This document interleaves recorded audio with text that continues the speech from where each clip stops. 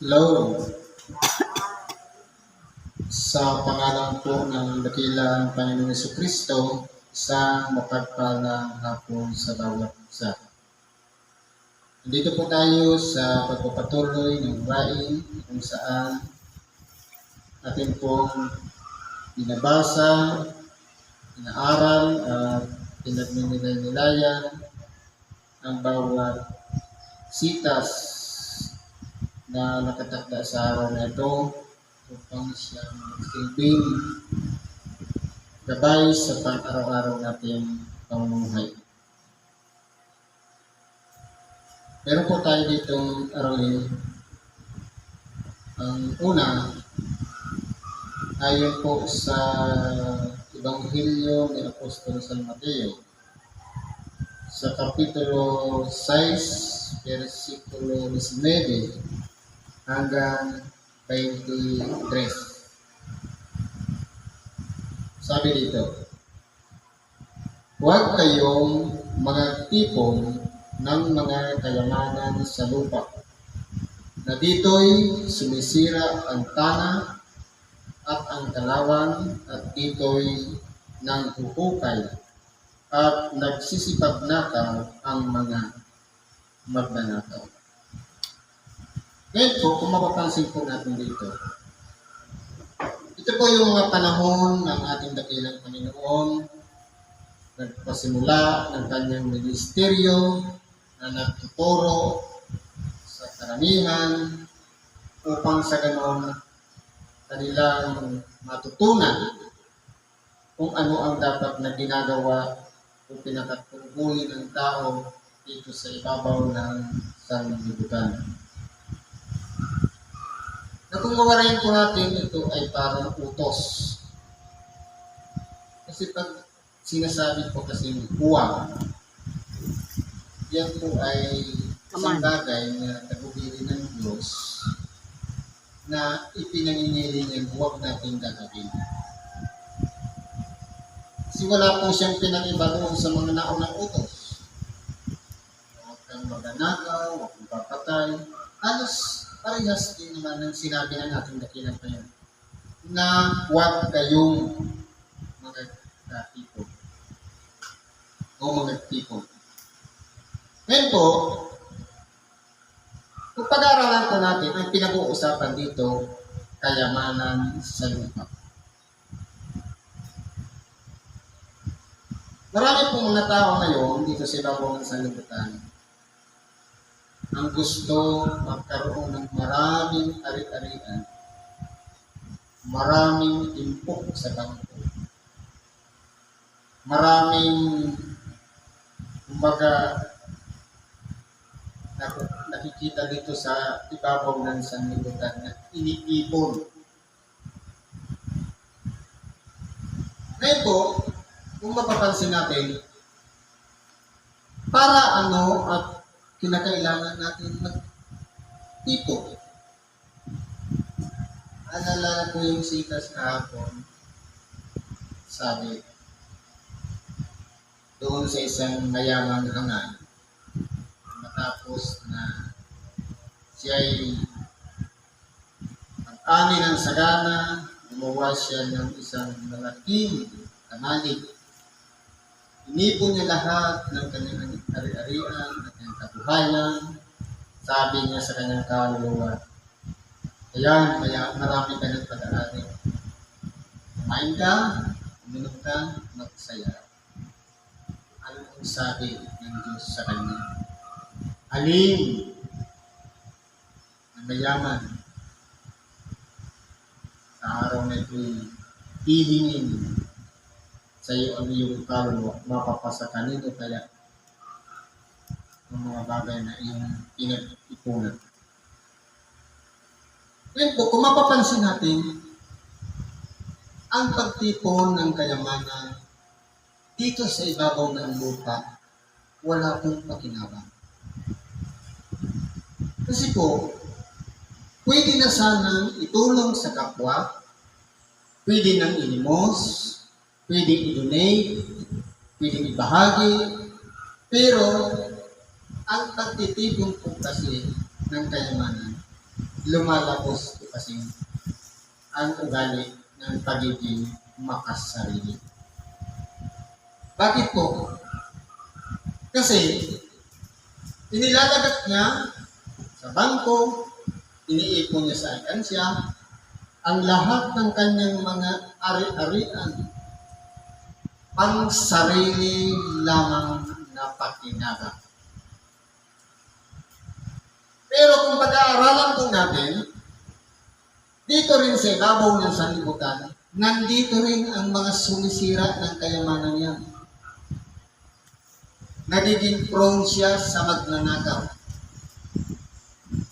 Kasi, siyempre kung halimbawa, yung isang kapuspalan, naglimos, hindi man lang pinansin, makakapag-isip siya ng masama sa ibang pamamaraan para nakawin ang iyong kayamanan. Kumbaga, hindi pagkakasala ng isang mahirap na ang gumawa ng pagnanakaw, kundi yung mayaman na makasarili ang nag-udyok doon sa mahirap upang yung para sana sa kanya na dapat ibigay doon sa nangangailangan, hindi niya ginawa, kundi naging makasarili siya. Kaya walang kwenta sa kanya ang kanyang kapwa. Na yun ay nagudyok para nakawin ang kanyang tipon. At nandito rin sa ibabaw ng sanlibutan ang kalawang na sumisira. Kung mapapansin po natin, yung proseso ng oxidation, ang isang bakal, kahit tanso man niya, nasisira po siya sa sarili niya mismong sangkap. Sa pamamagitan ng oxidation, kapag nahahanginan, nagiging prone sa kalawang. Kaya, kung pakikinabangan din lang naman ng kalawang, abay huwag na nating tipunin. Kundi, naway, ito ang magturo sa ating mga aral na ito kung paano dapat pinapangalagaan ang mga bagay na ipinagkatiwala sa atin ng ating dakilang Panginoon. Sabi dito, sapagkat kundi mga tipon kayo ng mga kayamanan sa langit, na dooy hindi sumisira kahit ang tanga, kahit ang kalawang, at dooy hindi nang puhukay at hindi nagsisipagnakaw ang mga magnanakaw. Ngayon, sa isang mapurol na pag-iisip, hindi nga natin alam ang langit. Paano tayo makakaipon ng kayamanan sa langit? Kumbaga, hindi nga natin siya maabot. Tapos doon ka pa mag-iipon. Ano po bang ibig sabihin nito? Ito ay isang bagay na talinghaga para sa mga tao. Na walang iba, ang pagtitipon ng kayamanan sa langit, ito ay mahirap unawain. Pero kapag pinalawak natin ang ating pag-iisip, ang tumulong lang sa kapwa, ang magkaroon tayo ng isang bagay na ginawang kabutihan sa kapwa, nag-ipon na po tayo ng kayamanan sa langit. Kasi po, yung isang mabuting bagay na ginawa natin sa kapwa, merong mata sa lihim o Diyos na makapangyarihan sa lahat na siyang nakakakita ng kahit maliit na bagay na ginawa natin kabutihan sa ating kapwa. Pero may warning din po sa tumulong sa kapwa. At may tataas natin, tinuturo naman dito ang paglilimos na anumang ginawang kabutihan ng iyong kanan, huwag nang maalaman ng kaliwa. Ibig sabihin, hindi pwedeng i-proclaim o ikwento man lamang ang ginawa nating kabutihan sa ating kapwa. Narin siguro doon sa mga pinagkakatiwalaan, kilala natin na hindi makalat. Ngayon po, dito po, tinuturuan tayo na kung tayo po ay mayroong mga bagay na pagpapala o biyaya na tinatanggap, sabi nga, magagawa ng Diyos na kayo'y pasaganain upang may maitulong sa mga dukha. Sa makatuwid, nandyan pala yung mga taong nangangailangan din. Nandyan yung mga taong naglilimos. Sa makatuwid, meron palang tungkulin ang bawat isa sa atin kapag may lumalapit na nangangailangan sa atin. Ito po ang nagbubukas ng sa ganon, itong sarado nating pag-iisip, matutunan natin kung ano ang aral na itinuturo ng ating dakilang Panginoon ng pagtitipon ng kayamanan. Sabi ng iba, kapag naglimos ka nga, parang winawaldas. Kasi hawak-hawak ko na. Paano mo masasabing nagtitipon ka samantalang kalat yung mga nangangailangang pulubi na binibigyan mo? Hindi po, ibig sabihin ganun. Kundi, habang tumutulong tayo sa ating kapwa, anumang bagay na ginawa natin sa kapwa, ginawa natin yan sa Diyos. Kaya kung nilibak natin ang ating kapwa, nananalangin din siya sa Diyos. Para na rin natin nilibak ang Diyos. Paano kung nananahan sa buhay ng Diyos? Tapos nilibak natin, sinaraan natin, nilapastangan natin ang kanyang pagkatao. Parang na rin natin nilapastangan yung presensya ng Diyos na nananahan sa buhay ng tao yun. Pero, kung ang gagawin natin, bahagi na natin siya ng pagpapalang tinatanggap natin nang walang balik. Ibig sabihin, kung paglilimos, magbigay tayo ng ayon sa bukas sa ating puso, sa ating kalooban na walang anumang halong baka mamaya yan, pagtulong natin, pagtalikod, andito na naman ito, pabalik-balik. Dapat po hindi ganon. Kundi, iwasan natin ang manumbat sa kapwa. Sa pagtulong sa kapwa, huwag dapat umabot sa panumbat. Kasi po, ang mangyayari niya, parang mababaliwala rin, kung tumulong ka na nga, nanumbat ka naman, walang pagpapala sa Diyos. Hindi siya maa-account sa pagkabuhay na magulit ng mga ganap, yung mga kabutihan ginawa natin kasi may kahalong masamang asal. Panumbat sa kapwa. Ano po ang dapat nating gawin? Walang iba, sabi dito sa huli, sapagkat kung saan naroon ang iyong kayamanan, doon naman ang iyong puso. Ibig sabihin, kung ang puso pala ng isang tao para sa mga mahihirap, hindi siya manghihinayang anuman ang kanyang ibigay. Anuman ang kanyang i-donate, anuman ang kanyang ilimos, sapagkat nagtitiwala siya na sa pagkabuhay na mag-uwi ng mga ganap, merong reward siyang aasahan, natatanggapin, na nakarecord doon sa aklat ng buhay. Sa makatuwid, ginagawa natin siya malaya, walang anumang sapilitan na tumutulong tayo sa kapwa, hindi para purihin. Kasi kapag tinanggap na natin ang kapuri ng tao na naglimos ka, tapos nilagay mo tayong pangalan, donated by. Ano bang reward mo doon? Wala na, tinanggap mo na ang dami. Yung pagpupuri.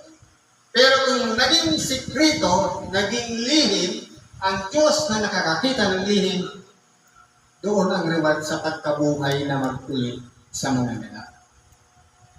Sa mga tuwid, dito sa aral na ito, itinuturo ng ating dakilang Panginoon na ang pagtulong sa kapwa hindi masama.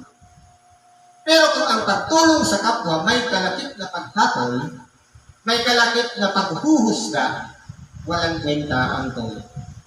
Sampol, halimbawa, merong tao na dumadayo. Yung nasa Guwa, meron yan eh. Galing ibang bayan, pupunta ng Guwa, mamamalimos. Bakit pa dumadayo sa ibang bayan? Kasi doon sa bayan nila, kilala na siya. Doon naman ngayon siya naglilimos sa isang bayan. Yung iba, nauuna agad yung paghusga. Kasi nakita niya siguro, nagsisigarilyo. Tapos naglilimos. Ang nauunang pumapasok sa isip niya, pambili lang naman niya ng music. Pero kung mapapansin natin, nagsakripisyo din siya. Nagpagod. Iniis ang gutom, ang puyat, para sa mga ayos na pamamaraan, tumanggap siya ng biyaya. Pero yung taong nagbigay, nauuna yung paghuhusga na kung napapansin natin, ang aral sa paglilimos, ang isang bagay na ibibigay sa kapwa, hanggat yan ay nasa pag-aari pa natin, tayo yung may authority doon sa isang bagay na yun. Ano ang salapit? Kapag binigay mo siya, pinitawan mo na, wala ka na sa panangalaga ng naibigay mo. Nasa panangalaga yan na yan ang binigyan. Depende na lang kung anong bibilhin niya. Bahala na siya. Pagkakasalan niya na rin yan kung paano niya ginamit. Ay, pinilimos natin. Pero kung huhusgahan natin na binigay na nga natin, hinusgahan pa natin, doon po magkakaroon ng problema. Malamang merong tinatawag na panghihinayang doon sa ibinigay na limos. Kaya po, kung ang puso natin doon sa mahihirap, kahit hindi natin kilala, ang buo niyang pagkatao, ang buo niyang ginagawa sa likod ng ating pagtulong sa kanila, kung ang puso natin talaga para sa mga mahihirap, para sa nangangailangan, hindi tayo magkukwenta ng mabuting ginawa natin sa kapwa. Kasi po, nasa puso na po natin ang pagtulong. Kumbaga, diyan nabubuo sa puso na parang pagkatao mo na yan, na ikaw yan, na hanggang tumulong sa bawat lumalapit. Lamang, napapasama lang po yan at mayroong mga tao din naman na iba na nag-uuto. Ayan, nag-lumos ka na naman dyan, di ba? Ganyan yan, ganyan. Nauudyo ka ngayon ng masama. At minsan, hindi rin maan sa isip na tinanggap niya sa patinig. Parang udyok yun para gawin masama ang isang bagay na ginawa. Dahil yung tinulungan, masama ang kanyang gawa. Pero kung aralin po natin, titingnan pa rin natin ang puso natin kung nasa pagtulong talaga, hindi po yan magagalaw. Kahit anong tukso, pagsugo, para isalaula ang ating pagkatao, mananatili po yan dahil nasa puso natin ang tumulong sa kapwa. Sabi pa po dito, ang ilawan ng katawan ay ang mata. Kung tapat nga ang iyong mata, ang buong katawan mo'y mapupuspos ng liwanag. Ngayon, ang sabi dito, ang ilawan ng katawan ay ang mata. Kung aralin po natin ang isang ilawan, pag sinabing ilawan, isang bagay na pinanggagalingan ng liwanag. Yung ilaw, yung linas. Ilawan, pinanggagalingan ng liwanag. Pero paano natin maiuugnay ang liwanag na yan sa ating mga mata? Kung pinanggagalingan siya ng liwanag. Pumasok na tayo sa silid na madilim. Kung ang ating mata ang ilaw, ilawan, kung nagliliwanag, dapat siya po ang pinanggagalingan ng liwanag para makita mo yung mga nasa gilid. Ano pong ibig sabihin? Bakit naging ilawan yung mata? At kung mapapansin natin, ang mata kumukuha lang ng liwanag kasi hindi siya makakita kung walang liwanag. Kundi ang mata ang nagiging dahilan para makita natin ang katotohanan. Ang mata, ginagamit natin na pinakatanglaw ng ating kaluluwa. Siya ang bintana ng ating kaluluwa. Siya ang nakakasaliksik, nakakakita, nakakasaksi ng iba-ibang bagay na nakikita gamit ang ating dalawang mata. Kaya po siya tinatawag na ilawan. Dahil kung wala tayong mata, wala tayong makikita, kuskus tayo ng kadiliman. Kagaya ng ulan. Merong mga tao naman na kahit dilat ang mata, pero sarado ang unawa, ang pag-iisip, nagiging bulag din sa paningin ng Diyos.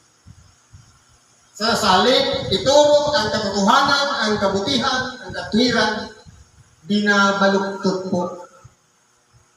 Kaya sabi nga, kapag ang bulag umatay sa bulag, kapwa sila mga huhulog sa hukay. Ang maling doktrina, ang maling aral, na sa pananaw natin, akala natin tama na, pero mali pala. Dahil kapag nawinwitness ng Espiritu Santo, yung unawa natin sa bawat araw na dapat kasama ng Espiritu Santo.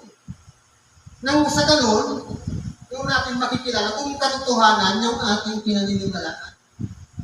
Kasi kung sarili lang natin pag-iisip, walang patubay ng Espiritu Santo, wala pong katotohanan, marahil hindi natin nakikita ng ating mga mata ang katotohanan at ang liwanag. Delikado po yan kapag mali ang ating pananaw at may sumunod sa atin at nahikayat natin, ganun din ang ginawa. Kung madisgrasya tayo, napahamak, papunta doon sa dagat-dagatan apoy, pati ang follower natin, ganun din ang nangyayari. Ulog sa hukay. Kaya po, ito pong mata ay nagpapakita ng kaliwanagan ng buo nating pagkatao. Ibig sabihin, kung mabuti ang ating pagkatao, hayag na hayag ang ating mga gawa. At gawin nating refleksyon ang mata ng ating kapwa sa tunay na kahalagahan ng ating sariling buhay kung tayo ba'y nasa kaliwanagan na. Kasi sila po ang nakakakita sa atin. Sila ang nakaka-witness sa atin o nagkasaksi ng ating pagkatao. Tanungin natin sila, okay ba akong kapwa? Okay ba akong kapatid? Marahil, baka sa akala natin, okay yung ginagawa natin, pero iba pala ang pagkakilala ng kapwa natin sa atin. Sabi dito, dapat kung masama ang iyong mata, ang buong katawan mo'y mapupuskus ng kadiliman. Ano po kasi ng masamang mata? Yung mga mapaghatol sa kapwa. Yung mga gumagamit ng mga term na dapat sana ganito. Dapat dito ginawa mo. Yung may gano'n, may parang may pagmamatuwid palagi. Yan po yung mga nabubuhay sa kadiliman. Palaging mayroong punto. Palaging mayroong reaksyon. Palaging mayroong paghuhusga o paghapon sa ginagawa ng kapwa. E paano kung yun talaga ang tamang proseso? Di ba ga? Kung titingnan po natin ang pamantayan ng Diyos, sa buhay na lang ng ating dakilang Panginoon. Di ba? Siya yung ipanganganak na hari. Tapos ngayon, iaalay niya ang kanyang buhay sa kamatayan. Yung sasabihin ng iba, dapat hindi siya nagpatamatay. Dapat hindi siya ang pinatulan natin, hindi yung ipinapako natin. Puro may dapat. Pero ang katotohanan ko, yan po kasi ang ibig sabihin ng magiging buhay. Nakalagip ng pangalan ng Diyos, bitbit ng ang pangalan ng Ama, ng Anak, para ano? Maging Mesiyas o manunubos ng mga kasalanan. Kaya yung sinasambit lagi ng pangalan ng Diyos, why it's not masdan ang pako sa ating kamay. Yan ang ganyan sa Tagalog. Tingnan ninyo ang mga pako sa ating mga kamay. Katuparan po ang ginawa ng ating dakilang Panginoon na pagpapako sa Diyos. Nangangahulugan, yan po ang katotohanan sa Diyos. Iba po kasi ang pamantayan ng tao. Kung ang tao palaging may paghuhusga, may paghahambing, sa dapat sana ganito o dapat sana ganyan, ibig sabihin yan, sila yung mga taong nasa kadiliman na walang iba nagmamatuwid sa kanilang mga sarili at hindi ayon sa katwiran ng Diyos. Sabi dito, kaya kung ang ilaw na sumasa iyo ay kadiliman, gaano kaya kalain ang kadiliman? Marahil, kung tayo po ay isa sa may atlay na mata, dalawa niya, nasa liwanag kayo ito. Kung ang lakad natin, ang ating ginagawa, ay nasa kaliwanagan, hindi po tayo maliligaw. At kung mayroong nakatakip dyan sa ating mga mata, siguro, kung iyan man ay kadiliman man, upang sa ganun mapahiwalay tayo sa Diyos, ngayon pa lang, magsisi na tayo ng ating mga kasalanan, baka sakaling tayo ikabaga ng Diyos at ipagkalong muli ang tunay na liwanag ng sa ganun. Masunod natin ang tunay na kahalagahan na binigyan tayo ng dalawang mata para hanapin ang kaliwanagan. Liwanagan sa lahat ng mga nakikita natin dito sa ibabaw ng sanlibutan. Liwanagan sa kapangyarihan ng Diyos at sa pamamagitan ng Espiritu Santong nabuo sa bawat isa sa atin upang turuan tayo papunta doon sa kaluwalhatian ng Diyos. Siguro po, hanggang dito na lang ang pakikibahagi natin sa oras na ito. Salamat sa Diyos at anuman ang ating mga kahilingan, karayaan, ipagkatiwala natin sa Diyos. Sa ngalan ni Kristo Jesus, salamat at isang mapagpalang hapon sa bawat isa.